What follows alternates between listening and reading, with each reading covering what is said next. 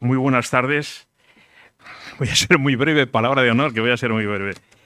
Que me han reñido, llevo un día hoy de mucha reña. Bueno, pues hola. Bien, hombre, señor diputado. Joder. Javier, qué alegría verte. Pues puedo decirlo porque yo soy periodista, pero yo soy radiofónico, soy periodista. Está sentada una diputada de Vox con un diputado del Partido Popular. Bueno, yo no digo nada. Bueno, bienvenidos a este viejo centenario Ateneo de Santander, de Cantabria, de España y de Hispanoamérica, porque así figura en las actas fundacionales. Además es un día pleno, criollo, hispano, una tarde de las de allá.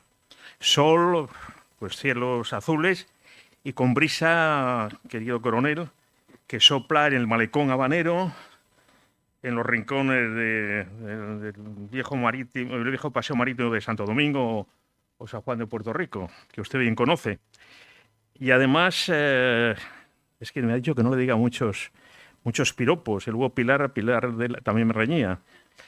Es que nuestro invitado es uno de los grandes americanistas que hay en este país, en esta Europa, aunque ahora no lo parezca, en esta España, aunque ahora no lo parezca, fue la metrópoli de un imperio que no se ponía al sol. Ahora suena muy extraño, pero fue así.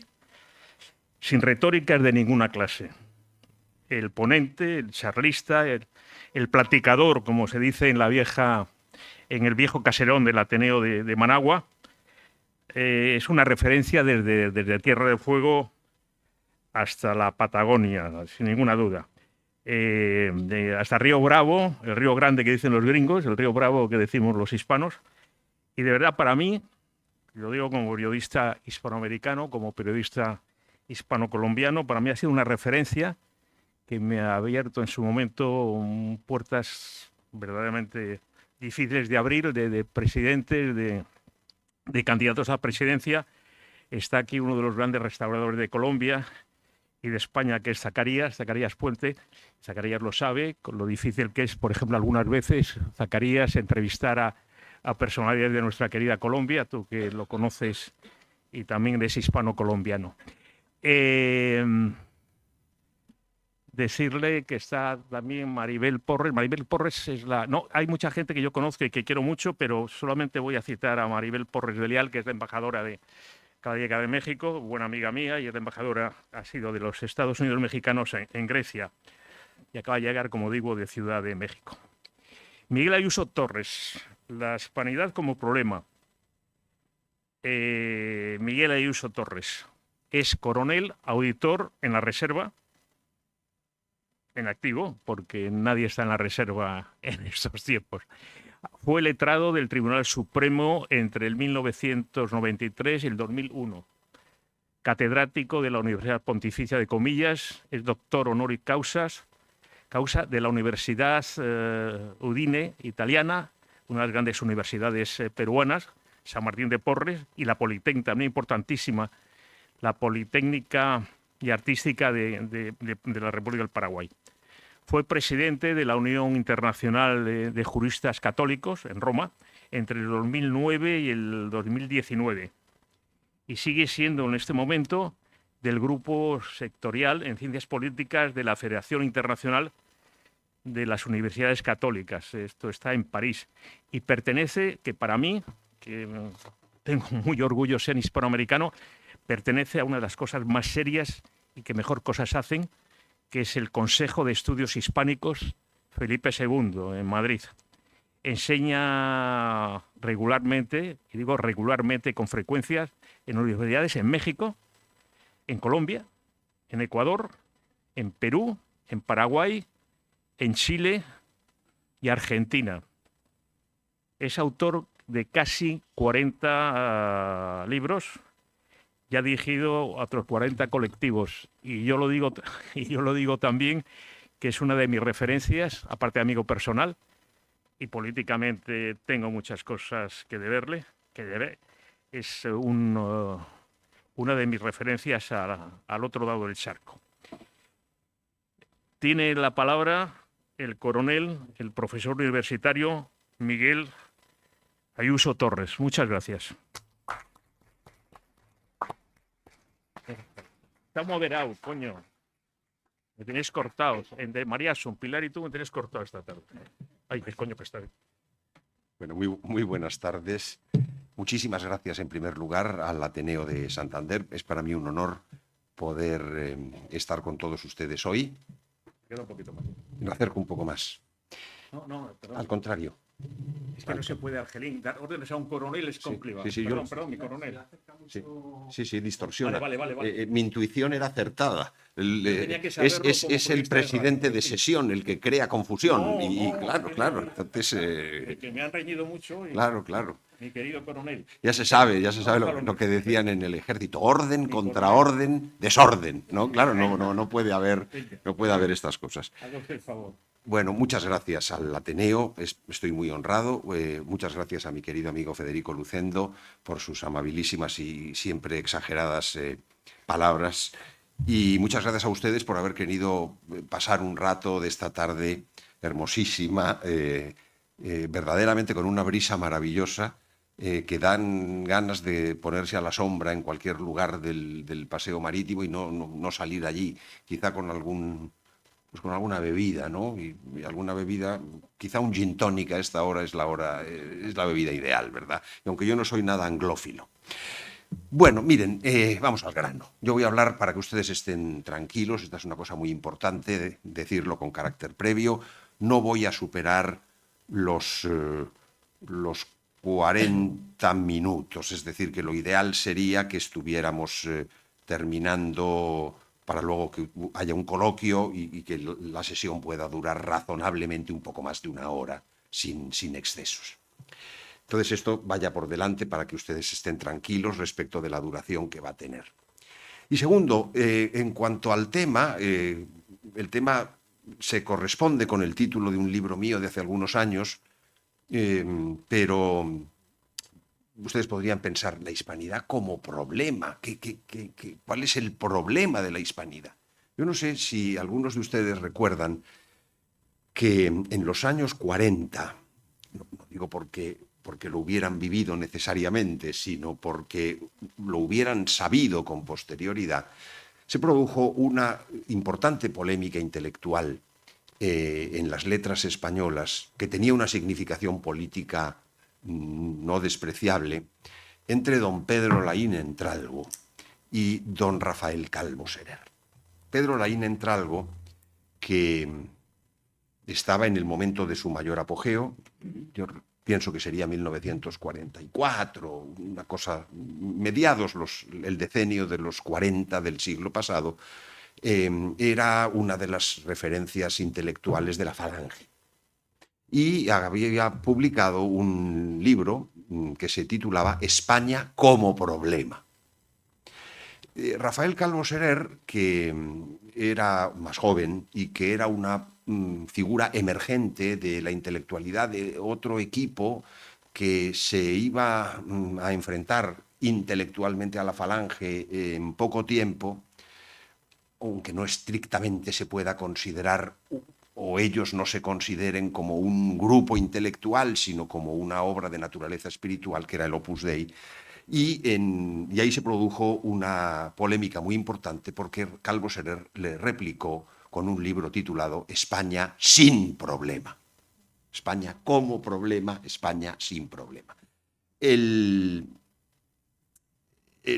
quid de la cuestión radicaba en si la existencia histórica de España, la ejecutoria histórica de España, era problematizable, es decir, no tenía un signo, no tenía un significado neto e indiscutible, o si por el contrario se trataba de una realidad inaprensible en la que había aproximaciones tan distintas entre sí que se oponían de manera inconciliable, irreconciliable. El tema religioso y la significación histórica de la significación religiosa de la historia de España era uno de los temas de fondo. Laín, hombre ligado al pensamiento modernista, tendía a disminuir el valor del peso de la ejecutoria religiosa católica en la historia de España. Y Calvo Serer sacaba nada menos, exhumaba nada menos que la figura de don Marcelino Menéndez Pelayo. Por eso no me parece nada mal empezar con esta explicación del título y evocando a la figura de don Marcelino para recordar la significación esencialmente religiosa de nuestra historia. Es verdad que por los mismos años se producían otra polémica que era paralela con esta, aunque se expresaba en términos distintos, y que en cambio era interna al mundo republicano, en el exilio. La polémica que se suscita en esos años entre Américo Castro y Claudio Sánchez Albornoz. Américo Castro había publicado un libro en el que cristianos, judíos y moros en la historia de España, en el que pretendía decir que algo que luego se ha repetido mucho, sin necesariamente citar esta fuente, y es que la historia de España resultaba de esa convivencia, de esa cohabitación de estos tres grupos.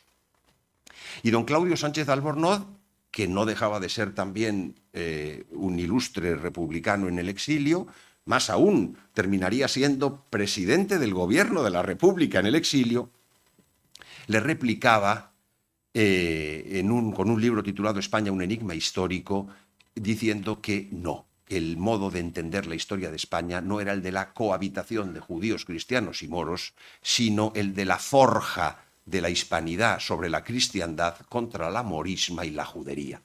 Resumido de manera un poco tajante por mí en este momento, porque son dos tomos no despreciables.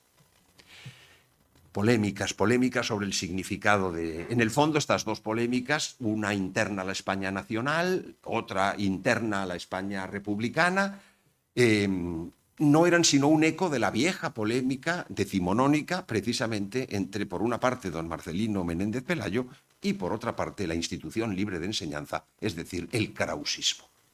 Esas son las polémicas, las tres polémicas culturales probablemente más importantes que España en los dos últimos siglos ha tenido en relación precisamente con la entraña de su naturaleza en la historia.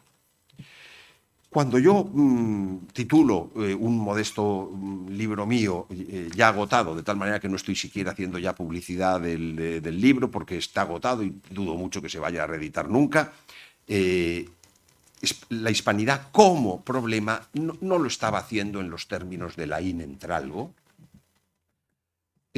sino que lo estaba planteando de otra manera. El problema que yo quería plantear era el de, por una parte, el problema cultural, por otra parte, el problema histórico, pero finalmente el problema político de lo que llamamos hispanidad.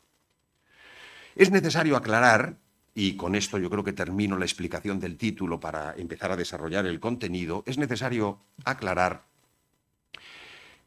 una cosa añadida, y es que el tema de la hispanidad tuvo su emergencia como término y como concepto que responde a este término y que fue explicado a lo largo de algunos decenios en el decenio de los años 20 del siglo XX, es decir, hace un siglo. Después, ahora les diré los autores de referencia, después hubo un decurso en el que el término pasó por fue un poco guadianesco, tuvo emergencias y se escondía luego en otras ocasiones, y recientemente, en los últimos años, ha vuelto a ser un tema de moda. Quizá porque ha surgido una nueva literatura que pretende develar la leyenda negra. Bien, yo creo que esto será la primera parte que voy a desarrollar brevemente y luego cómo planteo ese problema de la hispanidad frente al nuevo revival, si me perdonan el anglicismo, resurgimiento del tema de la hispanidad que plantea algunos puntos problemáticos. Y aquí el significado del título. Está muy bien la vuelta de la hispanidad, que se vuelva a hablar. Está muy bien que se recupere una línea de vindicación de nuestra historia frente a la leyenda negra, pero las distintas tendencias que están surgiendo detrás de esta línea no siempre son claras y en muchas ocasiones esconden problemas no pequeños. Bien. Bueno, vamos entonces al surgimiento de la hispanidad. Ustedes lo conocen probablemente del término. Ustedes saben que el término hispanidad lo utiliza en el sentido de hoy, es decir, de conjunto de los pueblos hispánicos, cultura común a los pueblos hispánicos, porque hispanidad como hispanismo utilizado en el sentido lingüístico es un término más antiguo, como americanismo. ¿Qué es americanismo? Americanismo es una herejía condenada por León XIII en su carta al cardenal Gibbons, sí, pero normalmente cuando hablamos de americanismo estamos pensando en eso, estamos pensando en modismos lingüísticos de, por ejemplo, si hablamos de España, del español de América, o si hablamos del inglés, modismos lingüísticos del inglés que se habla en los Estados Unidos de América. Entonces, pero Unamuno había utilizado la palabra hispanidad, pero en un sentido no todavía neto. El que lo utiliza en un sentido neto como conjunto de los pueblos hispánicos y cultura común a los pueblos hispánicos es un sacerdote vascongado, carlista, don Zacarías de Vizcarra y Arana. Don Zacarías de Vizcarra y Arana, que terminó siendo obispo, creo que de Segovia. Es el que acuña el término hispanidad, que lo toma al vuelo don Ramiro de Maeztu. Y ahí tenemos ya la primera gran figura de la cultura española que está ligada al éxito del término hispanidad. Don Ramiro de Maeztu es una figura fascinante, pasó por muchas etapas en su vida, pasó por una etapa anarquista, pasó por una etapa socialista fabiana, pasa por una etapa final de redescubrimiento de la tradición, cosa que le ocurre cuando, evidentemente ya había cambiado mucho, es enviado como embajador durante el gobierno del general Primo de Rivera a Buenos Aires. Y allí es donde precisamente desarrolla en parte esta doctrina de la hispanidad. En 1931, cuando estalla la República, inmediatamente hay un intento cultural de reivindicación de la monarquía tradicional y de la España tradicional, que se concreta en una revista que tuvo mucha fama en su época y que se llamó Acción Española. Fue una revista fundada por Maeztu, por el marqués de Quintanar, pero sobre todo la personalidad más relevante en el sentido práctico que estaba detrás era un iruñés pero santanderino de adopción, que luego fue el primer secretario del Consejo Privado de don Juan de Borbón, que era Eugenio Vegas Latapié. Eugenio Vegas, probablemente desconocido hoy en Santander para todo el mundo, ¿no? Auditor de guerra del Ejército, letrado del Consejo de Estado y una figura decisiva entre los años 31 y los años, yo diría que 40 y tantos, en la política española y en la cultura española. Entonces, en Acción Española, Ramiro de Maeztu empieza a publicar por capítulos algo que luego se va a reunir en un volumen y que se llama Defensa de la Hispanidad. Bueno, ahí tenemos, por tanto, una primera aproximación a este término, una primera teorización de un periodista cultivado y de un escritor de raza como era Maeztu. Pero hay una segunda aproximación, probablemente desde el punto de vista conceptual más refinada, porque procede de un filósofo, que es don Manuel García Morente. Don Manuel García Morente era un discípulo de Ortega, había sido subsecretario de Educación con la monarquía, fue decano de la Facultad de Filosofía y Letras durante la Segunda República, era un liberal templado, probablemente masonizado, y que en cambio, durante la guerra, sufre una sacudida que le cambia la vida. Don Manuel García Morente tenía un yerno al que apreciaba mucho y que era un poco lo contrario de él. Era un dirigente de la Acción Católica, un joven católico muy ligado a los distintos movimientos, que es asesinado en el Madrid rojo, y que don Manuel García Morente queda verdaderamente sacudido por esa circunstancia. Le aconsejan incluso que se vaya de Madrid, bueno, como había hecho su maestro Ortega, pese a que había sido uno de los impulsores de la República en su primer momento, y efectivamente termina en París. En París es acogido por la viuda de un antiguo compañero suyo de la Sorbona, y ahí un día está escuchando La infancia de Jesús, de Héctor Berlioz, en la radio, y sufre lo que él llama el hecho extraordinario. Tiene una conversión súbita. Y esa conversión a la fe católica, que terminará haciéndole sacerdote, ingresará en el seminario de Madrid justo al terminar la guerra y será sacerdote, morirá poco tiempo después. Resulta que le lleva, después de estar en París y de esa conversión, va a dar unos cursos de conferencias a la Argentina. Hay algo misterioso con la conexión de la Argentina con el término hispanidad, porque tanto Zacarías de Vizcarra y Arana como Ramiro de Maeztu como García Morente, los tres tuvieron conexiones en algún momento de su vida con la Argentina. Y don Manuel García Morente da un curso que se llama Idea de Hispanidad y el Caballero Cristiano, donde tenemos una teorización del tema de la hispanidad. Bueno, yo creo que sí, naturalmente simplemente esto daría para una conferencia, pero no es lo que yo quería contarles. Pero creo que alguna especie de introducción al asunto, alguna pincelada previa respecto del tema, me parece que era necesario.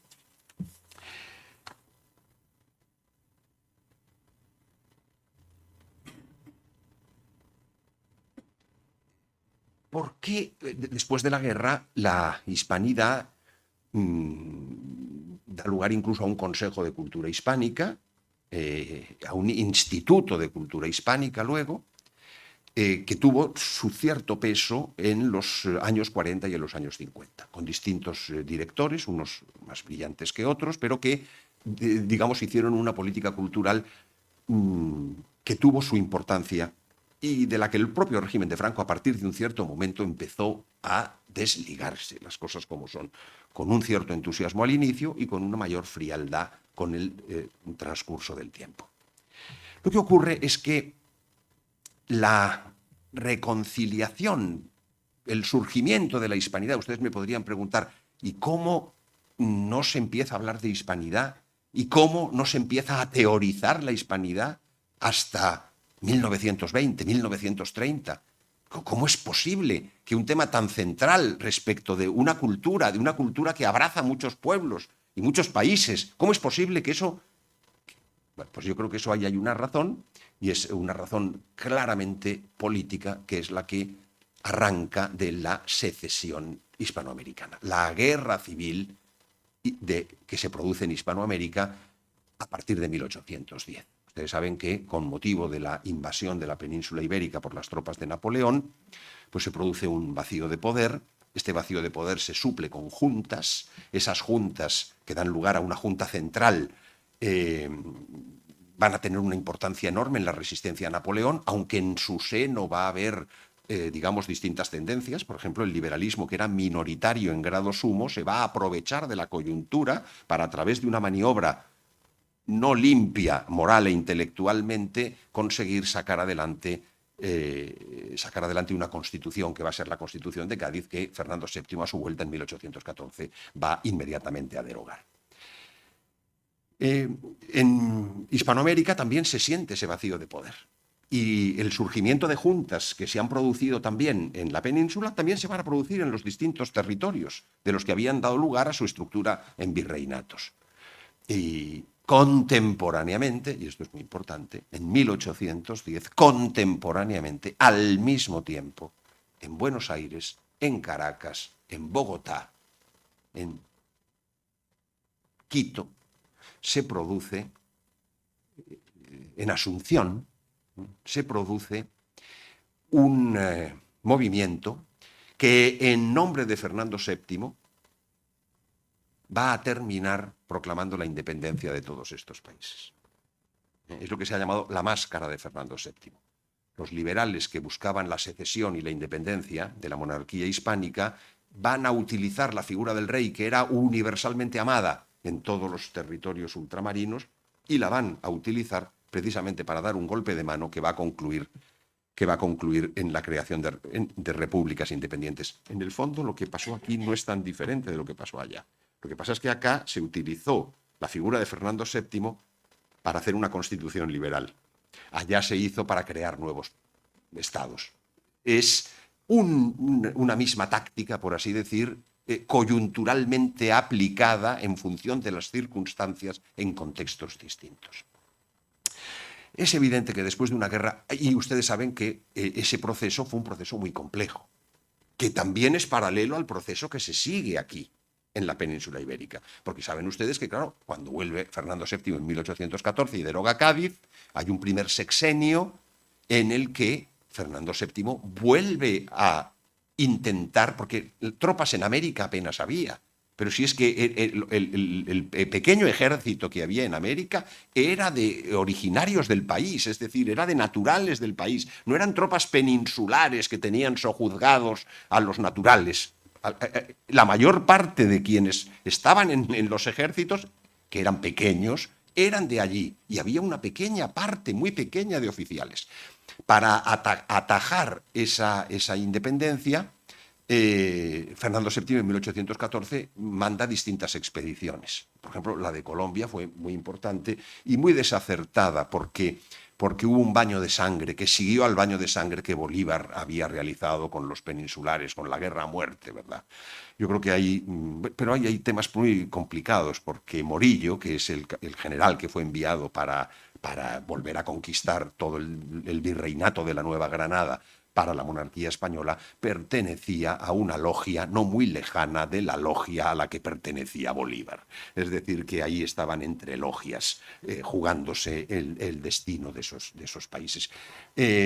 Con todo, la reconquista era posible, en México la reconquista fue posible, en el Perú no hubo independencia, no hubo conato. Al Perú terminarán imponiéndole la independencia desde el norte los colombianos y desde el sur los argentinos y chilenos.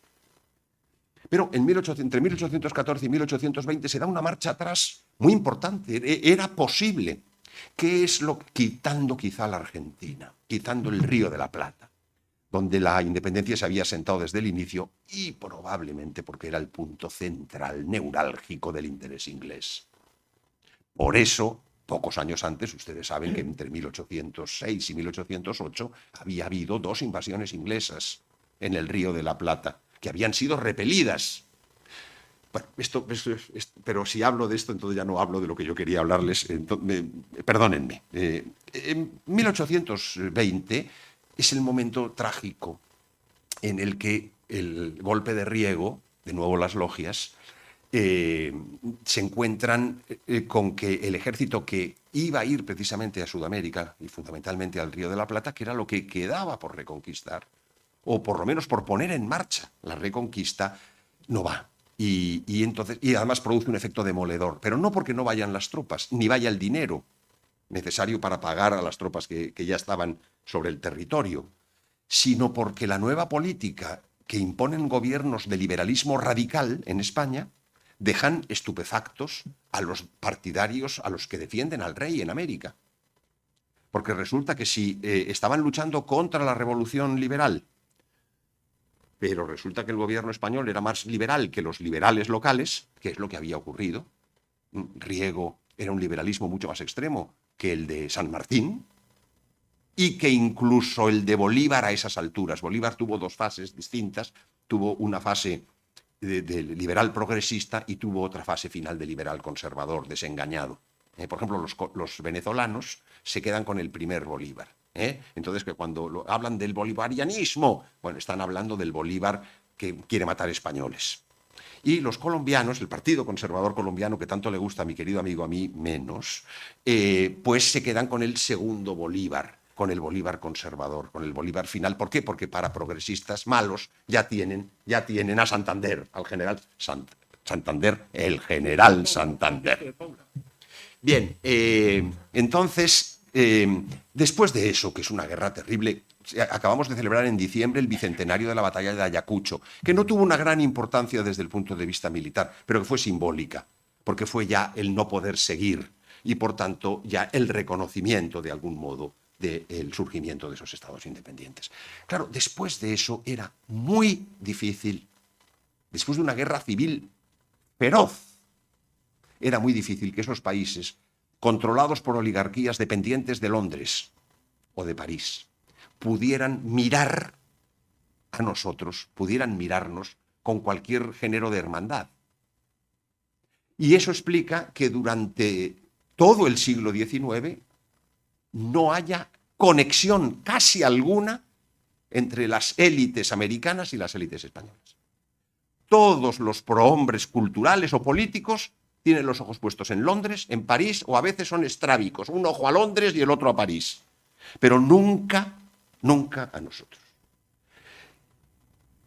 1898, y voy a grandes pinceladas, luego hay algunos errores, claro está, por ejemplo, un intento de reconquista totalmente disparatado, bombardeando Valparaíso en 1868, en 1866, digamos, en un momento ya cuando habían pasado 40 años.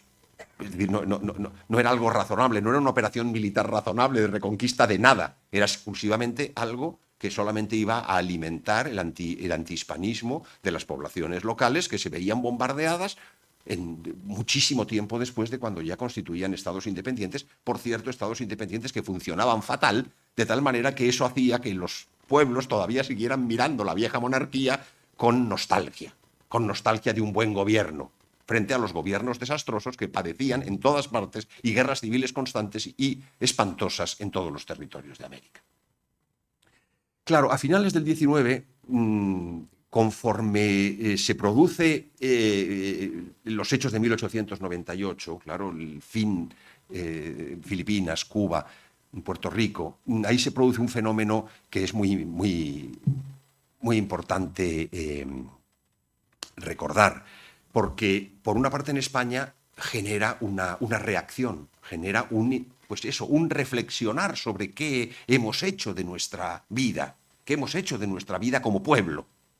Pero al mismo tiempo en América genera una cierta benevolencia de nuevo hacia el mundo español. ¿Por qué? ¿Por qué los gringos se han convertido en los amos de América? ¿Por qué en el fondo esa visión a Londres y París ha sido sustituida por la visión a Washington y Nueva York? Entonces se genera una vuelta a lo español, de alguna manera, a partir de 1898. Poco a poco, que resulta que cuaja precisamente ya en los años 20 y que luego va a seguir desarrollándose con muchísimos problemas, porque no creamos que esa visión positiva que se empieza a adquirir en ciertas élites del mundo español es universalmente reconocida. Por ejemplo, en México no hay que olvidar que la Revolución de 1910, que da lugar a la Constitución de 1917, es profundamente antihispánica por anticatólica. Ahí ya empezamos a ver que hay una conexión de nuevo, el problema de Menéndez Pelayo, el problema que luego vemos en Laín y Calvo, el problema de Sánchez Albornoz y Américo Castro, es que ese es un problema que está latente. Y claro, en México no podemos ocultar que todo el periodo del PRI es un periodo en el que el antihispanismo es total. Bueno, en otros países el hispanismo es importante en las élites, pero solo en torno al decenio de los 70 del siglo XX, o bien por razones, digamos, revolucionarias, el comunismo en buena medida, o bien por razones de algo que no aparece ligado al comunismo o al socialismo en sus orígenes, pero que a lo largo del tiempo se irá desarrollando como profundamente conectado, en parte, que es el indigenismo, que es el principal problema con que nos encontramos hoy. Es decir, nosotros ahora, cualquier persona que vaya un día, haga un viaje al Perú, pues claro, se encuentra con unos guías verdaderamente, claro, mendaces, pero que repiten lo que les han enseñado en las escuelas de turismo. Y es todo, y claro, esos son millones de personas que lo oyen, no digo de millones de españoles que vayan al Perú, pero ingleses, franceses, italianos, que están escuchando constantemente la leyenda negra. Y ese es uno de los grandes problemas que tiene, a mi juicio, presentada la política cultural de la hispanidad en el mundo, que es cómo hacer frente sobre el terreno a todos los ataques y todos los vilipendios que se realizan en el turismo. Y esto pasa en México, naturalmente, pasa en toda América en este momento. Bueno, pues la hispanidad, si yo tuviera que resumir, y me voy acercando, me quedan 13 minutos. Yo soy hombre de palabra, dije que cumpliría un tiempo y no he hablado de lo que yo pensaba hablarles, he hablado de otras cosas distintas, pero voy a intentar por lo menos aproximarme a algo de lo que quería decir al final. La hispanidad como problema quiere decir, a mi juicio, mirar hacia atrás como retrospectiva y ver la hispanidad como la cristiandad hispánica, la cristiandad menor. Uno de mis maestros, el profesor Elías de Tejada, decía que la vieja cristiandad de la Edad Media se había fragmentado por el protestantismo fundamentalmente y por otras razones, pero el protestantismo fue decisivo, generó una herida profunda, dividió el mundo de la cristiandad en dos sectores y solamente hubo un heredero de la vieja cristiandad que fueron la monarquía hispánica. Es verdad que un heredero no pequeño porque el imperio era enorme, de tal manera que aunque se había perdido mucho, lo que se había ganado con la conquista de América y la evangelización de América era más. Era más. Entonces, desde el punto de vista de la retrospectiva, la hispanidad es la cristiandad menor. Desde el punto, Elías de Tejada seguía adelante y decía que cuando la cristiandad menor había vacilado, ¿por qué? Porque las ideas protestantes desarrolladas a través del liberalismo habían entrado en España, había habido un núcleo que era la cristiandad mínima, que era la cristiandad resistente frente a ese liberalismo que era el carlismo. Yo concuerdo en esa visión, pero que es una visión que desarrolló a lo largo de su vida el profesor Elías de Tejada. Luego hay una perspectiva que sería el etos hispánico. Yo creo que una cosa es que se perdiera la unidad política de los pueblos hispánicos y otra cosa distinta es que haya un etos que nos ha mantenido hasta hace poco. Ese etos es, por una parte, la unidad católica, y ese etos de la unidad católica es el que ha querido destruir precisamente el mundo gringo, el mundo de los Estados Unidos, a través de la financiación de las sectas protestantes. Este es un problema del que nosotros no nos damos cuenta aquí, pero que es cualquiera que pise América se da cuenta. Centroamérica, que conoce también Federico Lucendo, es un desastre completo, pero cualquier país, incluso Chile, en cualquier país. Esto es uno de los grandes problemas, porque una parte fundamental de nuestro etos era precisamente la unidad católica. Como otra parte del etos es el fuero. El fuero en el sentido de, digamos, de multiplicidad de cuerpos políticos integrados, ¿no? Esto nosotros lo vivimos perfectamente en España, ¿no? Y aunque tengamos la distorsión desastrosa del Estado de las Autonomías, pero el Estado de las Autonomías responde a un principio verdadero, que es el principio de la pluralidad de cuerpos políticos que integran la pluralidad española, ¿no? Pero, claro, aplicado a través de un modelo que es el modelo estatista. Pero, en fin, esto sería otro tema de discusión. Y finalmente está la prospectiva. Nosotros no podemos olvidar que que la hispanidad no deja de ser una especie de contraglobalización. O sea, la globalización que destruye los vínculos humanos y los vínculos... nosotros podemos constituirnos en una contraglobalización, precisamente porque la hispanidad no fue globalización.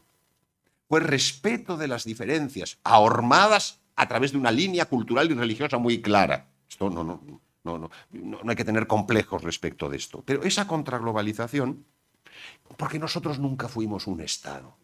Esto también sería otro tema, ¿verdad?, de discusión. España nunca fue un Estado. España fue un conjunto de reinos integrados, ¿no? Y la no estatalidad, en España el Estado lo inventa en el fondo Narváez, sigue Cánovas y lo termina Franco, pero a deshora.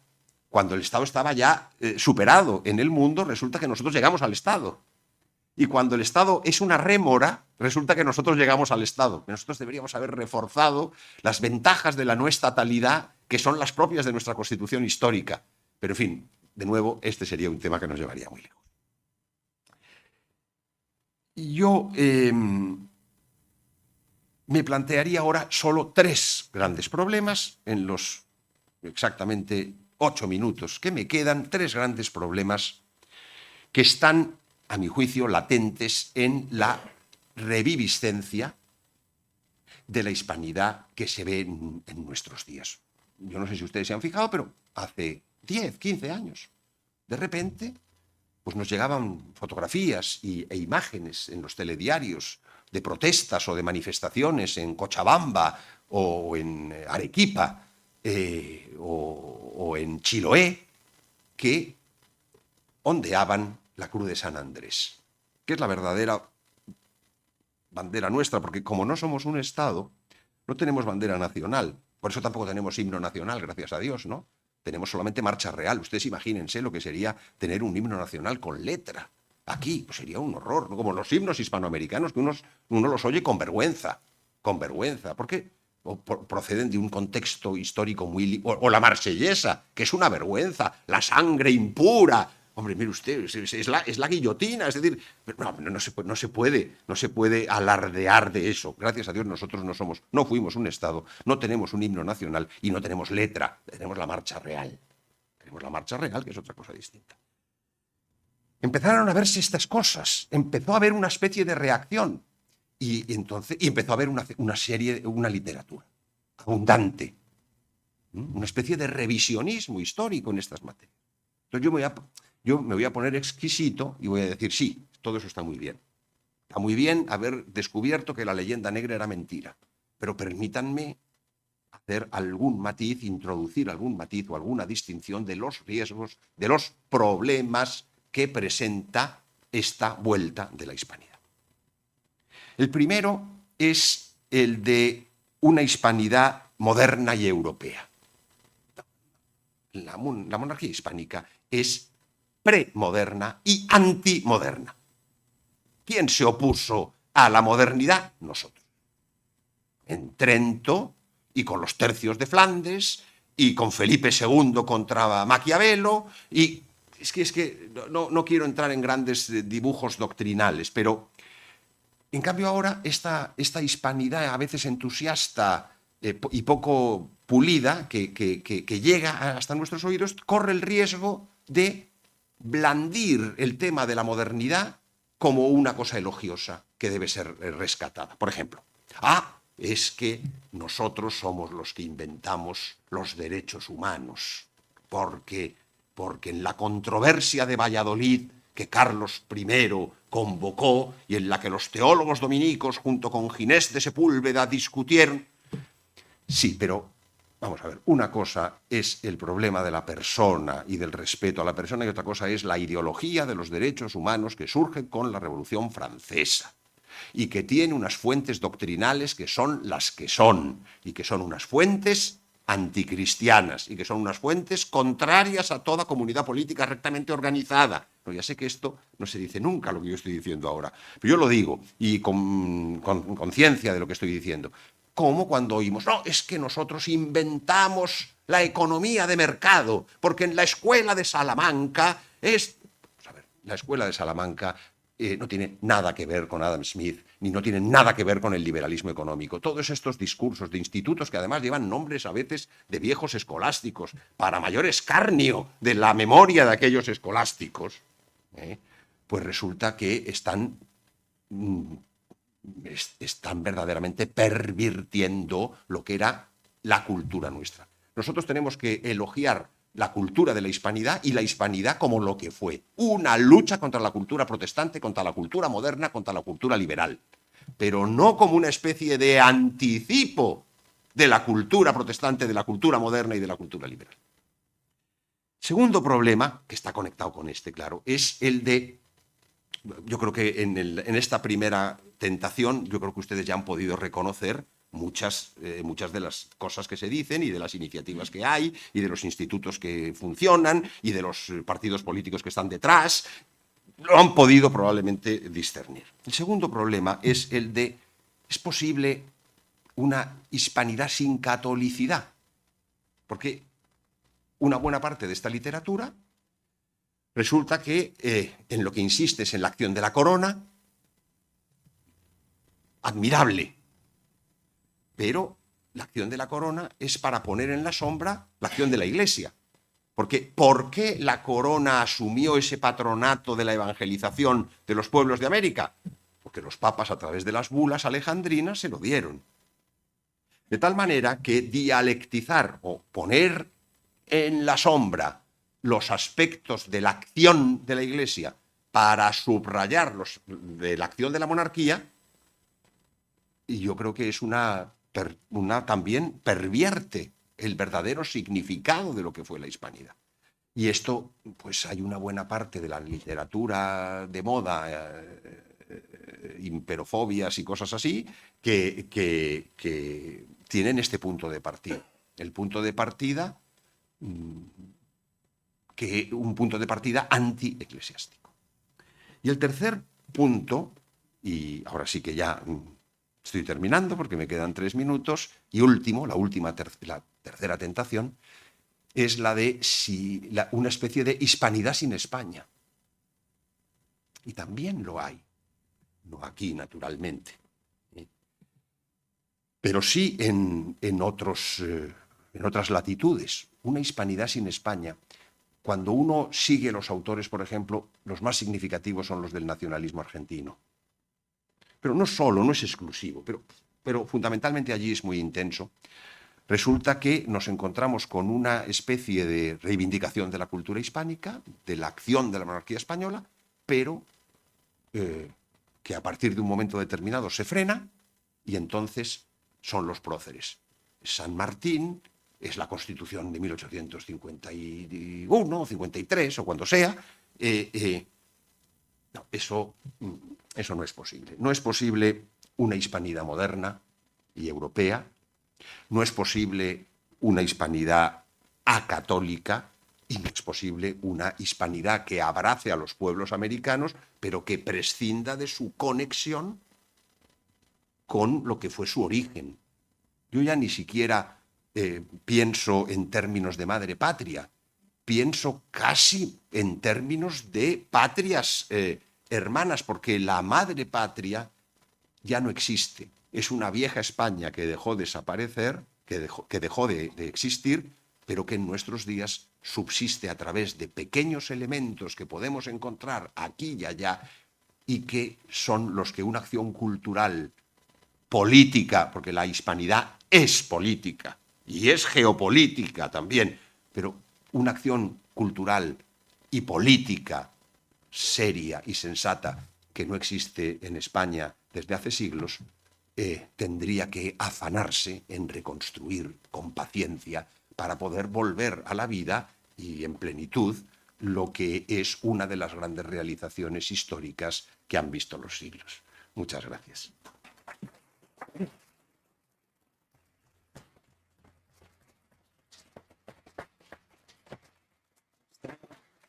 Está claro que yo no exageraba, ¿no? Cuando decía que era una referencia y que era un principio y un fin de muchas cosas, de muchos conceptos.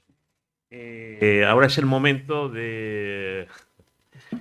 Está haciendo gracia las noticias que tengo. Yo es el momento de cualquiera de ustedes, si tienen alguna pregunta, alguna cuestión. Yo quiero luego hacer, si me permiten, al final una pregunta directamente al coronel, pero vamos a esperar y además lo importante siempre son ustedes y una vez más bienvenidos a este viejo y centenario Ateneo. Además ahí iba a decir miembros, como son dos chicas, dos señoras también miembros que como suena, es que es horrible, miembros de la Junta del Ateneo de Santander. Adelante. Zacarías, hispano-colombiano y un gran gastrónomo y una referencia también de la comida de allá y de acá. Zacarías Puente. Me ha encantado la disertación. Aléjate un poco el micrófono. Me ha encantado la disertación, pero hay unas cosas que hacen imposible destruir la hispanidad. Y ellas son el mestizaje. La siguiente, el lenguaje. Y la siguiente componente y que hace falta siempre son la gastronomía y también algún punto de religión. O sea, estos factores están y por eso esta hispanidad es indestructible. Lo que ahora pienso yo y exijo a mi España, a mi Cantabria y al mundo es que tengamos la inteligencia suficiente para comprender y ser más de allá y más de acá, o sea, ser hispanos. Y eso se hace, por ejemplo, pidiendo que vengan más estudiantes, que vengan más trabajadores, pero que vengan en una forma de hispano, que no venga como si fuese un extranjero. No son extranjeros, son hispanos como nosotros. Muchas gracias. Yo solamente puedo decir amén.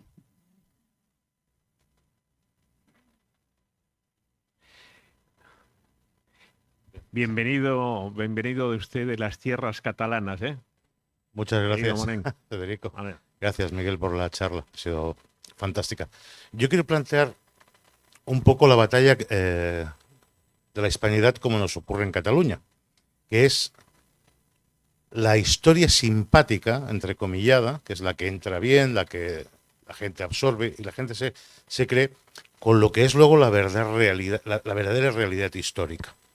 Hablábamos de hispanidad y hablamos de que son la Iglesia española, la Iglesia católica, la que forma el núcleo del mundo indígena. La primera gramática del mundo en ser editada está en español, en castellano. Pero la segunda es en náhuatl, está en quechua. Por eso, a diferencia del mundo anglosajón, los indígenas hispanoamericanos conservan su lengua, no el trapo este de bandera que se han inventado, que es yo creo que lo venden en Ikea como un nórdico o algo así. Eso no existe.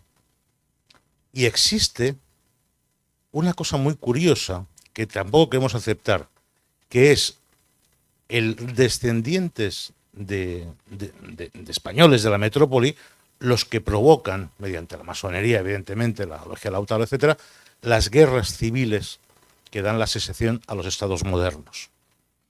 Pero que son los nativos o los descendientes de nativos los que defienden la monarquía y los que defienden la fe. Eso está clarísimo. Eso es, indiscutible, pero no es aceptable porque lo más simpático es creer a los Evo Morales y a esta gente de alrededor. Como tampoco entienden que España no era un país oscuro, era una potencia mundial, porque teníamos ingenieros navales, teníamos carpinteros, teníamos estadistas, teníamos gente que atravesaba el océano cuando las naves eran mancas, cuando no iban con remos, cuando descubrimos el tornaviaje de Urdaneta, por ejemplo, cuando damos la primera vuelta al mundo, que le da un vascongado y como tal se define. Yo soy un español de Guipúzcoa. De Vizcaya, perdón. De Guetaria era, sí, Guetaria, correcto, el Cano era de Guetaria.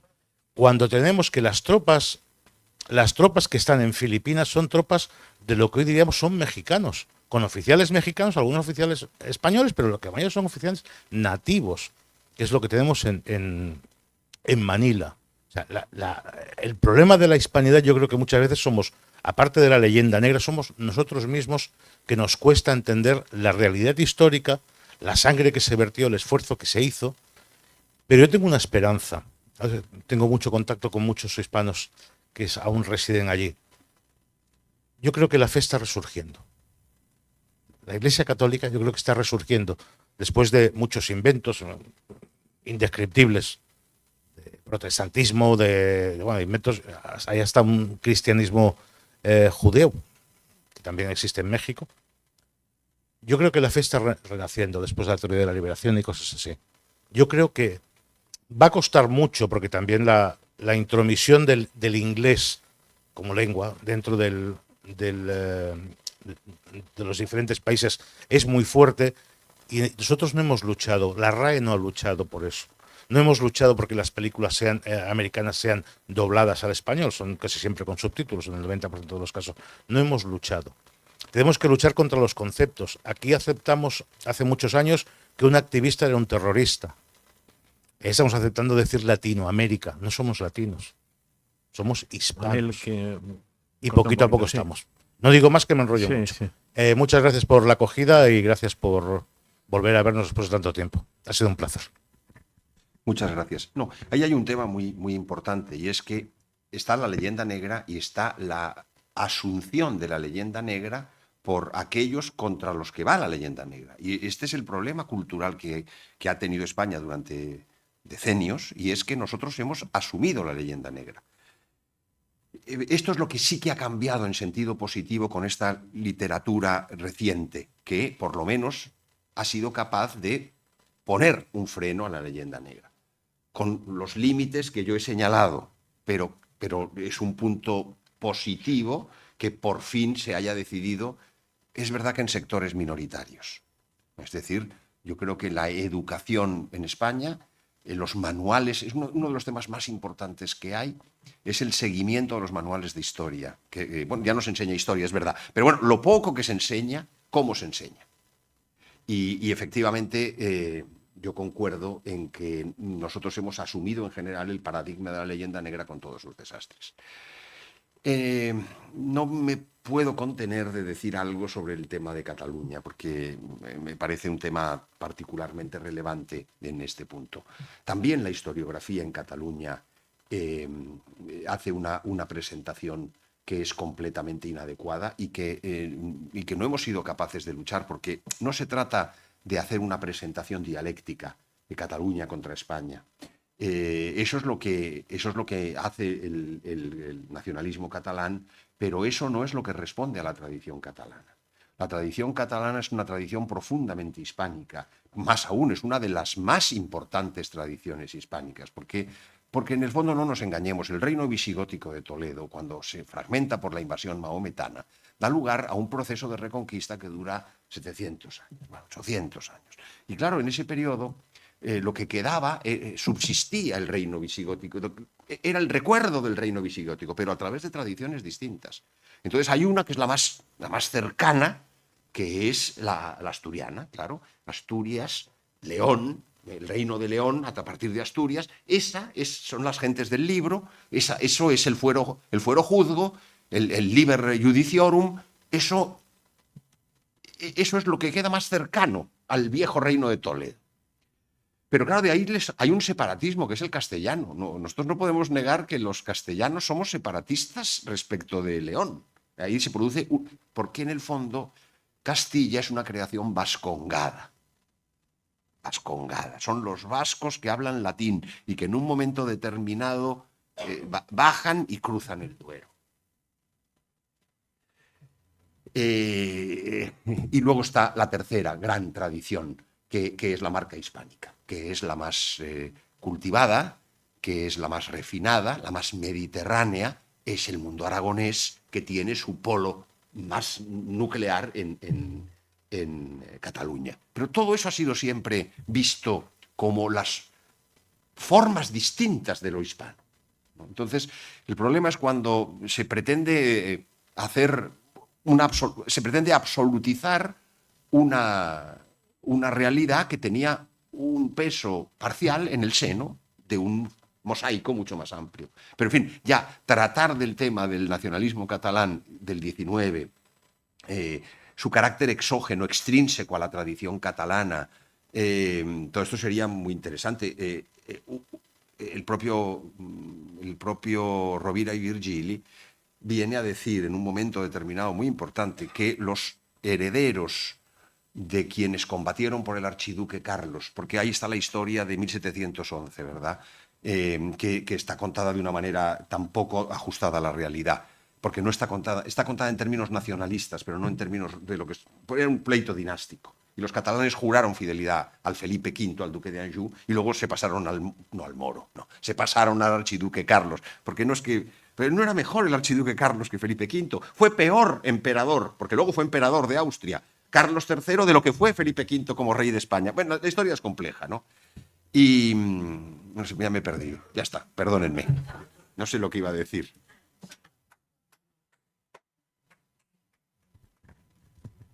Bueno, yo quería hacerle una pregunta. ¿Qué le parece a usted que en Santander, una ciudad muy conservadora en general y tal, no haya ninguna calle, ninguna plaza con el nombre de España?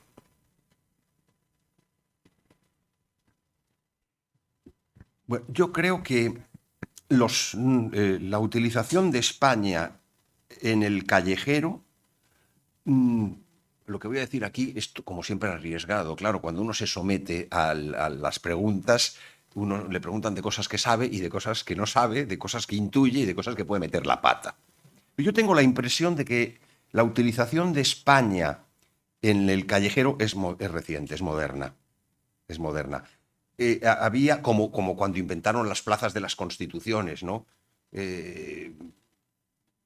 Sí, antes había un escritor francés que estaba de paso por España y que describía cómo en un pueblo había encontrado en yeso una placa que ponía Plaza de la Constitución, pero que se estaba cayendo y que debajo ponía Plaza Mayor o Plaza del Rey. Es decir, que eso era la Constitución, una especie de cosa sobrepuesta, pegada, pero mal pegada, por eso los entusiasmos constitucionalistas yo no los comparto, pegada y mal pegada a una realidad honda.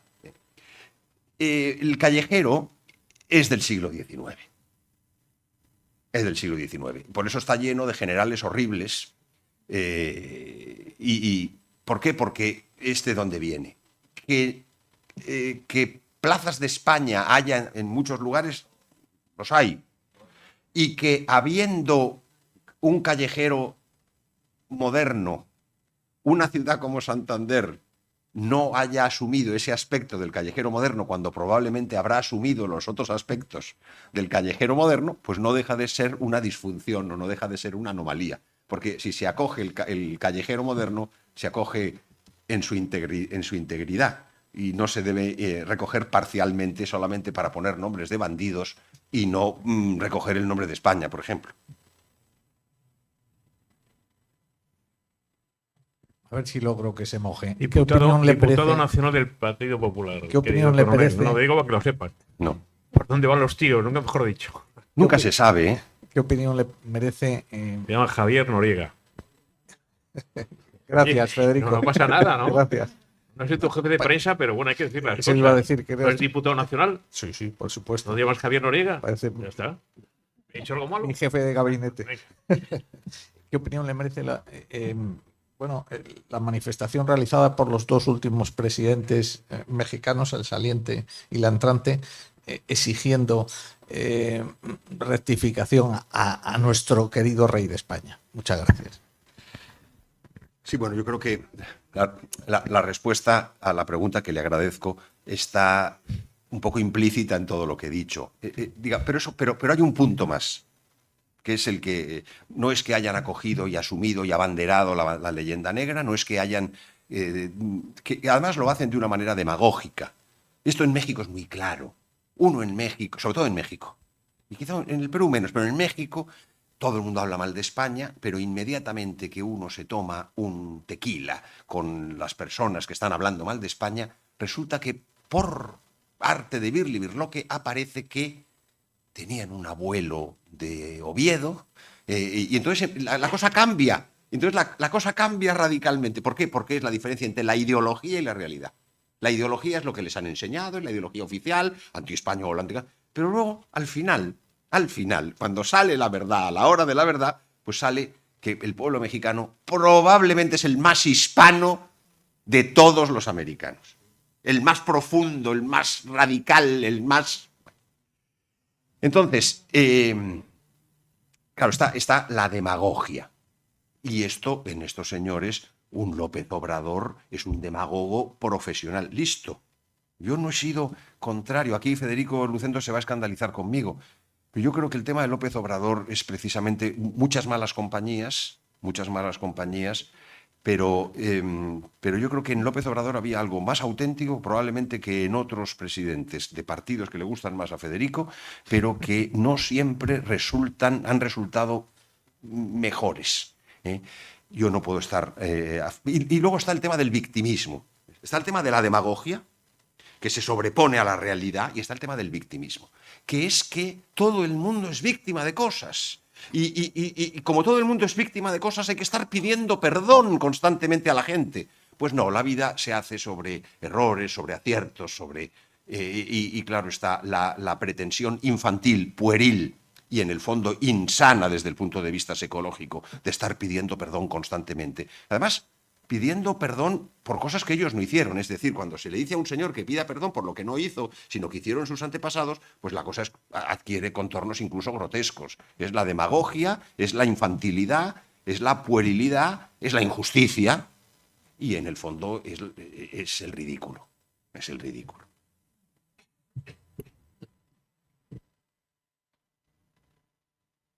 Don Enrique, adelante. Miguel, quería hacerte una pregunta de tipo personal.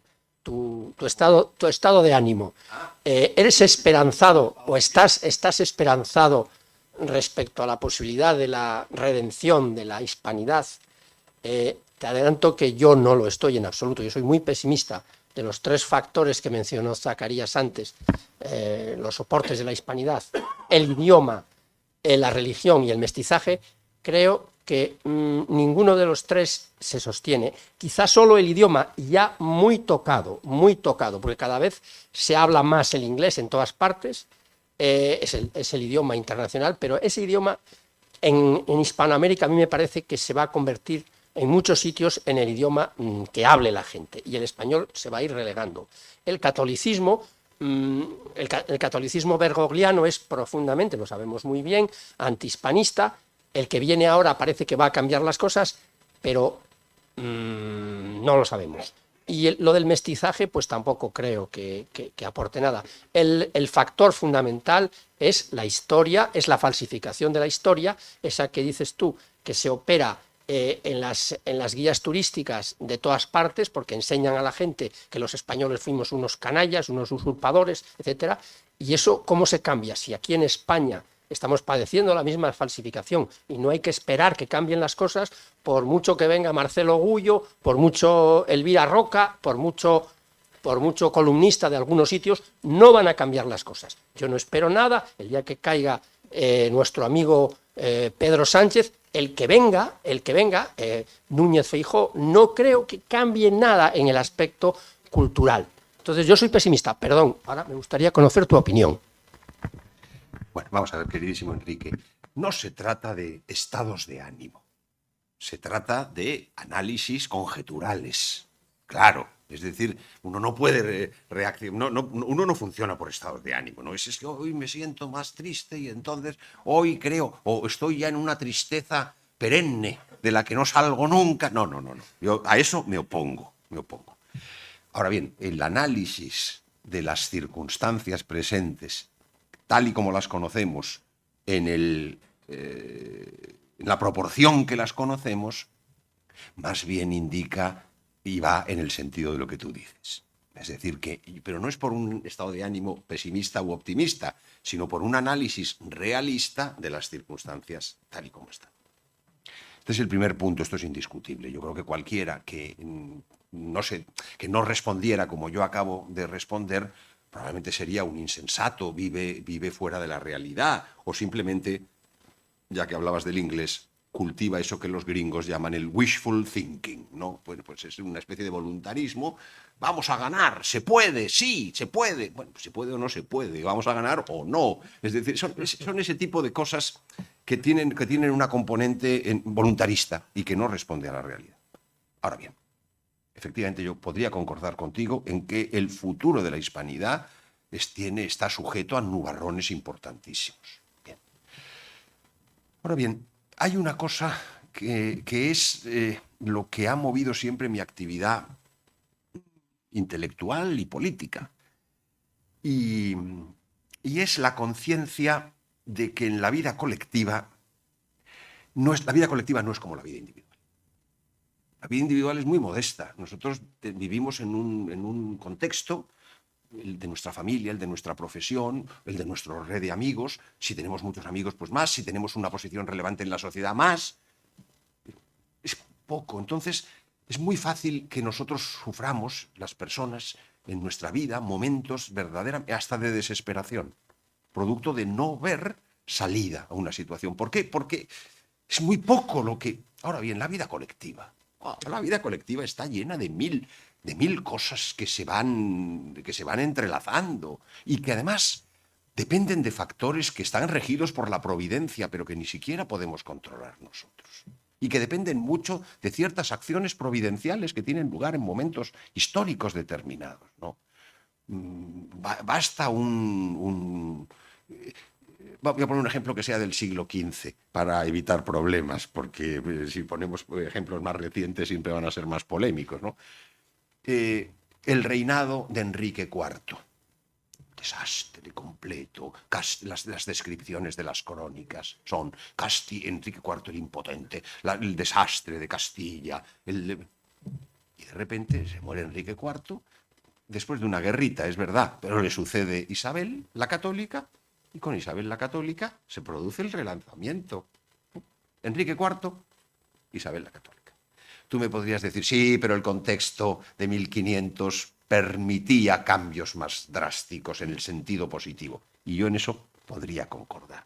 Pero no deja de ser cierto que juega el rey, todos son taúres. Estudia la reina, todos estudiantes. Y que el peso de la acción de las élites religiosas, políticas, sociales, es muy importante. Es verdad que la democracia, como es una forma refinada, no refinada, de demagogia, dificulta mucho los cambios. Dificulta mucho los cambios, porque en general la demagogia es lo que rige. Hoy hay una única forma. Mi amigo Gonzalo Fernández de la Mora, termino.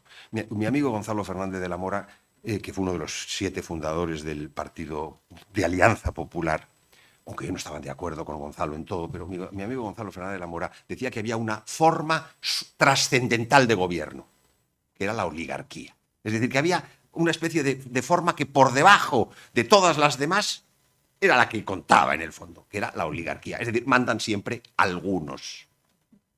La idea de que la democracia es el gobierno del pueblo, para el pueblo, y por eso, para quien se quiera creer cuentos infantiles, ¿no? Pero si uno no quiere creer cuentos infantiles, lo que hay. Pero yo diría que hoy es peor porque es la oligarquía demagógica.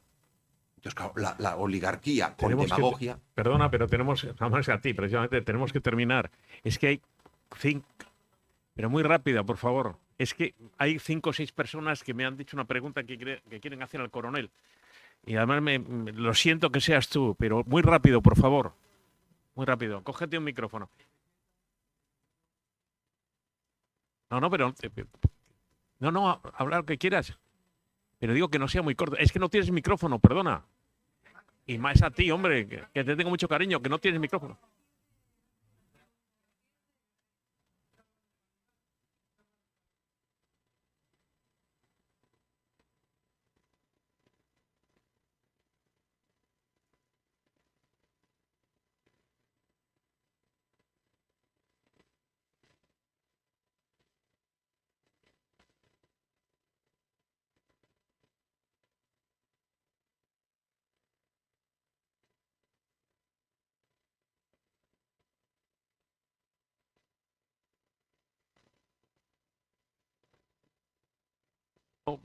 Hay 6 o 7 personas que me han dicho, este señor, el coronel, que es tan patriota y tan de España y habla de España, y es el único militar que ha llevado al tribunal, le ha llevado al juicio, me dicen, al Reino de España.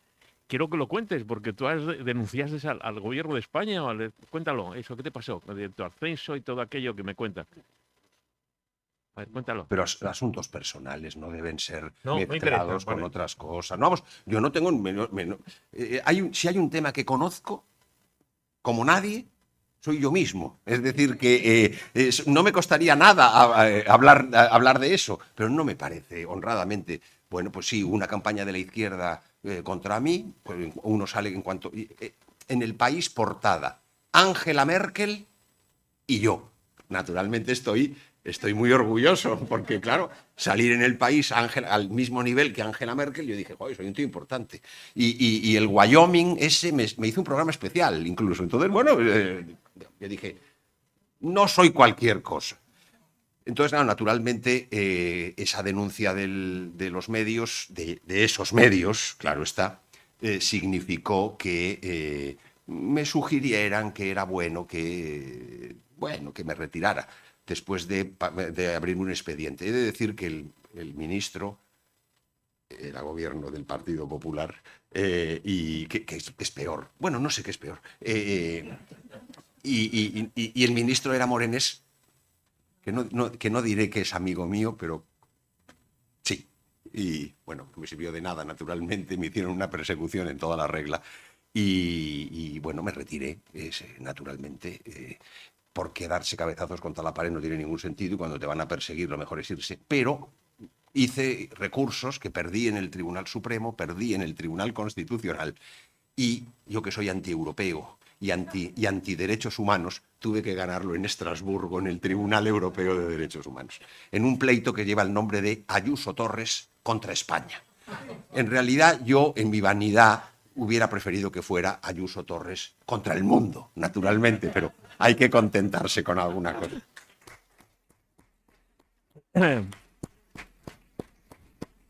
Muchísimas gracias, y ya saben dónde tienen su centro cultural y dónde tienen el Ateneo. Muchísimas gracias, querido Miguel Ayuso Torres.